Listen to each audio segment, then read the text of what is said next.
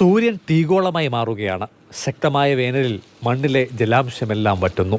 ജലം സംഭരിക്കപ്പെടുന്ന വയലുകളിൽ പോലും ജലകണങ്ങൾ ഉൾവലിഞ്ഞു. പാടങ്ങൾ വിണ്ടുകീറി. നെൽച്ചെടികൾ വാടിക്കരിയുന്ന അവസ്ഥയിൽ. കതിരിടാൻ പാകത്തിന് വിളവെത്തിയ വേളയിലാണ് വേനൽ ശക്തിപ്പെട്ടത്. വെള്ളക്കുറവിന്റെ ഭീഷണി അറിയിച്ചെങ്കിലും KAP കനാൽ തുറന്നുവിടാൻ വൈകി. ഇപ്പോൾ കനാല് ഒരു 10 ദിവസം മുമ്പേ തുറന്നു വിട്ടായിരുന്നു ഇത്രയും പ്രശ്നം വരത്തില്ലായിരുന്നു. സമയത്ത് തുറന്നു വിടത്തില്ല, സമയത്ത് അടയ്ക്കത്തില്ല. ഇപ്പോൾ വെള്ളം തുറന്നു വിട്ടാൽ യഥാർത്ഥ സ്ഥലത്ത് വെള്ളം വരത്തില്ല. എല്ലാം പൊട്ടിപ്പറിഞ്ഞ് കിടക്കുക, ഇതിലേയും വെള്ളം പോകും. അപ്പോൾ ഇതെല്ലാം പോയി കഴിഞ്ഞ് ബാക്കി വരുന്ന വെള്ളമേ ഇപ്പോൾ ഈ പാടത്ത് വരത്തുള്ളൂ. കനാലിൽ പലയിടത്തും ചോർച്ചയുണ്ട്. മറ്റു ചില ഭാഗങ്ങൾ പൊളിഞ്ഞു. അതിനാൽ തന്നെ ഉദ്ദേശിക്കുന്ന അത്രയും വെള്ളം പാടശേഖരങ്ങളിൽ എത്താനിടയില്ല.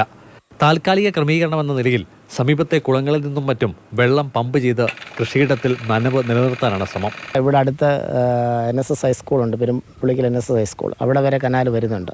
അപ്പോൾ ആ കനാലിൻ്റെ അവിടുന്ന് ഇങ്ങോട്ടേക്കുള്ളൊരു പ്രോജക്റ്റ് നമ്മൾ തയ്യാറാക്കി കൊടുത്ത് എസ്റ്റിമേറ്റ് കൊടുത്തിരുന്നു. പക്ഷെ നാളിതുവരെ അതിൻ്റെ ഒരു നടപടിക്രമങ്ങളും ഉണ്ടായിട്ടില്ല. മുൻപും മാവരപ്പാടം വറുതിയുടെ പിടിയിലായിട്ടുണ്ട്. പക്ഷേ അതെല്ലാം മാർച്ച് മാസം പാതി പിന്നിട്ടപ്പോഴാണ് സംഭവിച്ചത്. മാതൃഭൂമി ന്യൂസ്, പത്തനംതിട്ട.